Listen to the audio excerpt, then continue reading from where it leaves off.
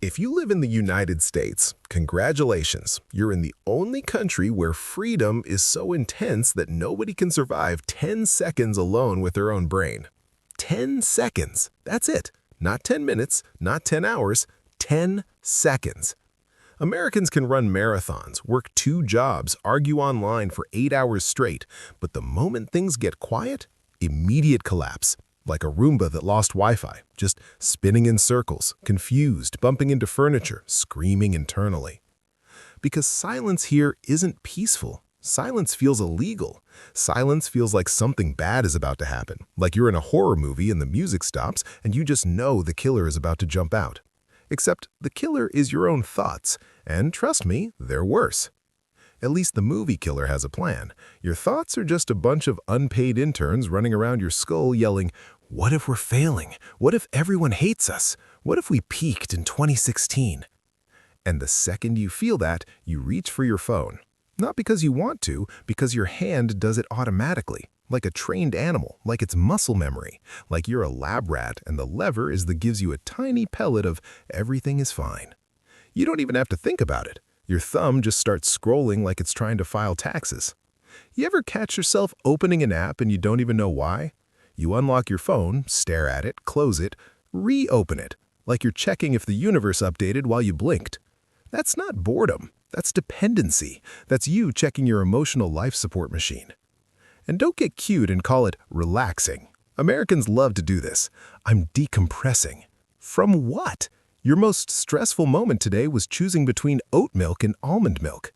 You're not decompressing, you're sedating. You're not taking a break, you're giving your brain a shot of digital anesthesia because you can't tolerate being a person in real time. Here's the truth nobody wants to hear. You don't hate silence. You hate what shows up in silence. Silence is just the room. Your thoughts are the monster, and the monster has receipts. Because when you're quiet, your brain starts playing all the stuff you've been dodging. The awkward thing you said 3 years ago, the email you didn't reply to, the life choices you made while just vibing, your savings account, your posture, your entire existence. Silence is basically your brain going, "Hey man, quick question. What are we doing with our life?" And you're like, "Nope." And you open TikTok so fast your screen gets whiplash. And TikTok is not even content anymore. It's a slot machine for your soul. You pull the lever, you get a little hit. Pull it again, another hit. And you keep going because maybe the next one will be better. That's dopamine, not happiness. Dopamine is your brain yelling, "More!" like a drunk guy at a buffet trying to fight the dessert table. That's why you can scroll for an hour and not remember a single thing you watched. Because you weren't watching, you were hunting. You were chasing the next tiny spike, the next, "Ooh," the next, "Wow," the next, "I can't believe that happened," the next, "This changes everything." And then 2 seconds later, you forget it and keep going like a goldfish with Wi-Fi. And what are we even watching? Half the time, it's the most unhinged nonsense ever. A guy power washing a driveway for 45 seconds. A woman crying because her boyfriend looked at the word female. A motivational dude yelling, "Lock in," from a rental Lamborghini. A teenager teaching you how to manifest abundance while standing in a Target aisle. Meanwhile, your brain is just sitting there like, "Yes, yes, feed me garbage. I love garbage."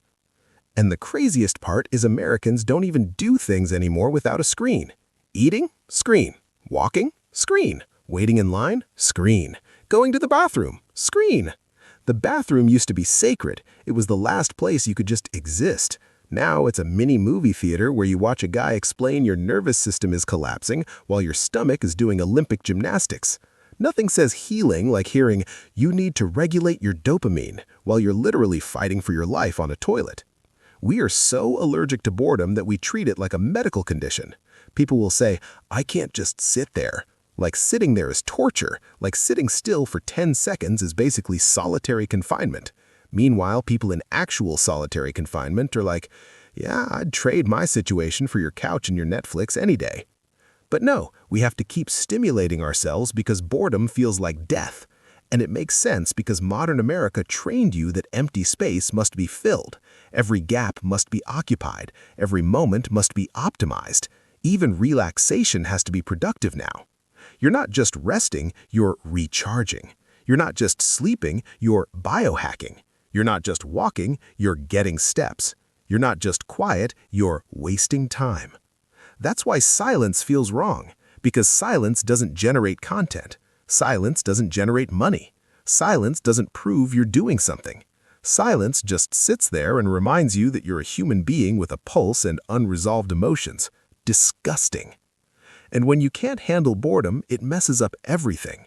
Your attention span turns into a joke, like you can't even watch a movie without checking your phone every 7 minutes like you're monitoring a hostage situation.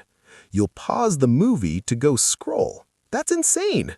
That's like pausing a conversation mid-sentence to go stare at a wall. Imagine doing that in real life. Your friend is like, "So yeah, my dad passed away." And you're like, "Hold on, let me check something real quick." And you just pull out your phone and start watching a video of someone making slime. That's what we're doing to ourselves. We're training our brains to abandon reality the second it isn't instantly rewarding. That's why nobody can focus anymore. That's why a 20-minute task feels like climbing Everest barefoot.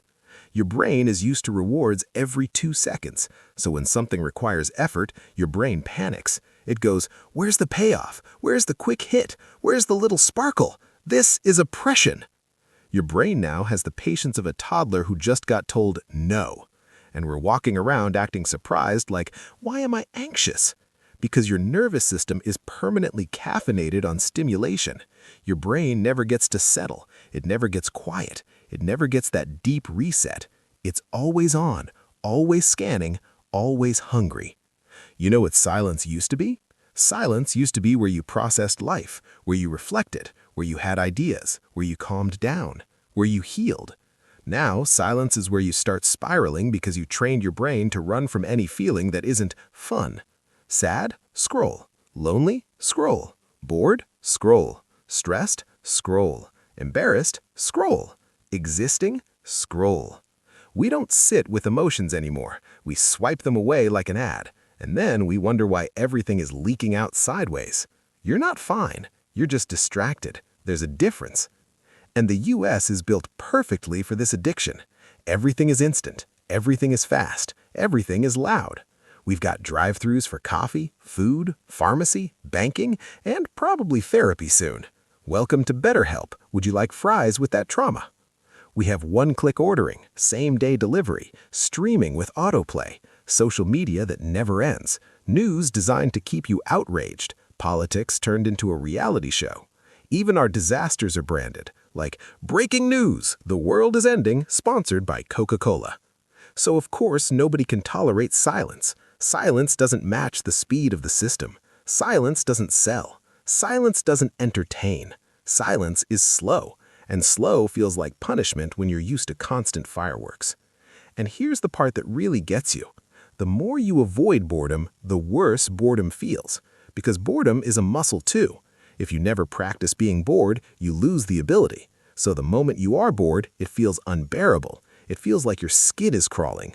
It feels like you need to do something right now. Anything, even if it's stupid. That's why people will scroll even when they don't enjoy it. They're not chasing pleasure. They're escaping discomfort. Scrolling isn't a hobby. It's a coping mechanism with better graphics. And it makes your life feel worse, because when you're constantly overstimulated, normal life starts feeling dull. You eat a good meal and it's like, meh. You hang out with friends and it's like, meh. You sit outside on a nice day and it's like, meh. Because your brain is used to the neon circus of the internet. Real life doesn't have jump cuts. Real life has pauses. Real life has silence. And your brain is like, this is trash. That's how you know you're cooked, when the real world feels boring, not because the world is boring, but because your brain is spoiled. You're like a kid who ate candy all day and now thinks strawberries are garbage. That's you. You did this to yourself. And you can see it in people's behavior. Everyone is restless. Everyone is impatient. Everyone is irritated. People can't even wait for a microwave anymore. They stand there staring at the numbers like they're waiting for a verdict. 30 seconds? Are you kidding me? In this economy? Meanwhile, their phone is in their hand because they can't handle 30 seconds with no stimulation. It's hilarious and depressing. We turned boredom into a crisis. People are like, I can't stand doing nothing. Okay, then you can't stand being alive, because life has a lot of nothing. Life has waiting. Life has downtime. Life has silence. And if you can't handle that, you're not free, you're dependent. So what do? Do you throw your phone into the ocean and become a monk? No, you're American. You just buy a new phone and call it self-care. Let's be realistic. You start with 10 seconds. Literally 10 seconds. Put your phone down, not face down, not next to you, away, out of reach. No music, no TV, no second screen. Just 10 seconds of nothing. And if your brain starts freaking out, congratulations, that's the point. That panic isn't danger, that's withdrawal. That's your brain realizing it can't bully you anymore. Because the truth is, silence is not the enemy. Silence is the training ground. Silence is where you rebuild control. Silence is where you regain attention. Silence is where you stop being a puppet on a vibrating string. And if you can't survive 10 seconds in silence, that means your phone isn't your tool. It's your handler. So yeah, 10 seconds. That's the challenge. Because if you can handle silence, you can handle work. You can handle boredom. You can handle discomfort. You can handle your own thoughts without needing a screen to babysit you. And if you can't, then congratulations. You're not addicted to your phone. You're addicted to running away from yourself. 10 seconds. That's it. Put it down. Be bored.